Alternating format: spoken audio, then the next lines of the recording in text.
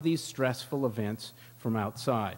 And so here it is in June of 2005, everyone's stress level goes up because what happened was a new male came into the group, the alpha male died, the new male rose to the alpha position, started killing infants, all sorts of chaos assumed. And as you can see, all of the females' grooming network, glucocorticoid levels went up.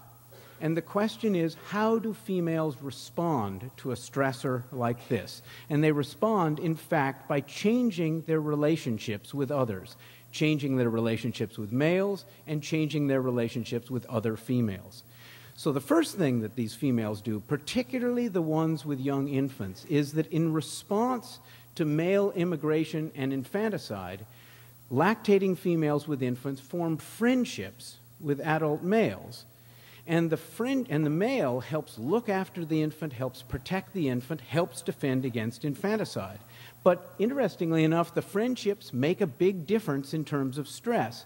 So here on the axis here is the change in glucocorticoid levels before and after the infanticide began for females who were able to form a friendship and those who didn't. Now you can see that the females who were able to form a friendship had almost no change in their glucocorticoid levels, whereas the females who didn't form a friendship did. So forming a friendship with an adult male for a lactating female under threat of infanticide makes a difference. The other thing is that the females change their relationships with females.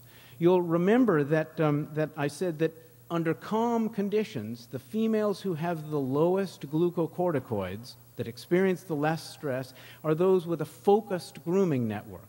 Well, when challenged, all of the females made their grooming networks more focused.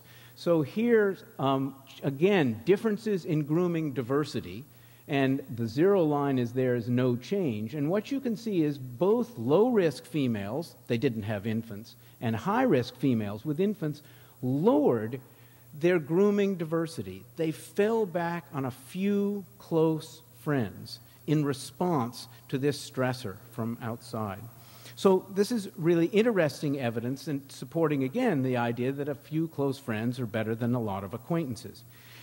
Well, if females depend so much on their close friendships with each other, what happens when you lose a close friend? What happens, for example, when one of your close companions is taken by a predator? So here's a couple of lions that have treed some baboons. Here's one baboon that's taken away. We know that predation is stressful to baboons. If you look at months when predation occurred or attacks occurred, the glucocorticoid levels of the females are higher than in months when predation did not occur. But the interesting thing about this is that predation is particularly stressful for females who lose a close relative. So here's the change in glucocorticoid levels for females who lost a relative and those who did not. And the females who lost a relative experienced much greater stress. And we thought at the time, oh my God, you know, so-and-so's lost her daughter or her mother. How is she going to respond? But within about 3 months, their stress levels were back to baseline levels. How did they do it? They increased their grooming. They started grooming with other females. They sought out new friends. So the females who lost a relative showed an increase in grooming partners. So where does this get us? Well, first of all, it tells us that in baboons, the stress response is adaptive not only for its short-term benefits, it helps you escape, but also because it motivates females to strengthen and maintain social bonds, which in turn reduce stress. So it's a self-correcting system. We can also, but now the big question is, what about reproductive success? How does this affect the individuals? And we're beginning to find out from 2 sites that these benefits of social relationships not only help you avoid stress, but they help you reproduce. The first data come from Amboseli, where a population of baboons have been studied for a long time, and the baboons can be divided according to those that are most social and those that are least social. And here's infant survival on the y-axis, and as you can see, sociality makes a difference. Here's the data from our study, where we've divided females into 3 groups, those with strong social bonds with others, intermediate social bonds, and weak social bonds.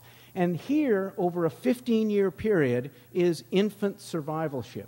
So all the infants are present there, and these lines tell you what proportion of the infants are still alive, 5, 10, and 15 minutes later, and you can see the ones with weak social relationships are at a distinct disadvantage.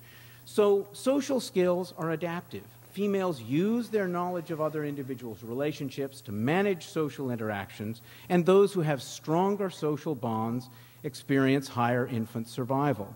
Extrapolating to human evolution, we can say that we've uncovered in baboons some really interesting traits that we share with humans. Our knowledge and obsession with each other's social relationships.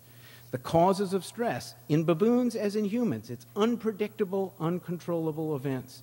What alleviates stress, in baboons as in humans, it's a strong, predictable focus network.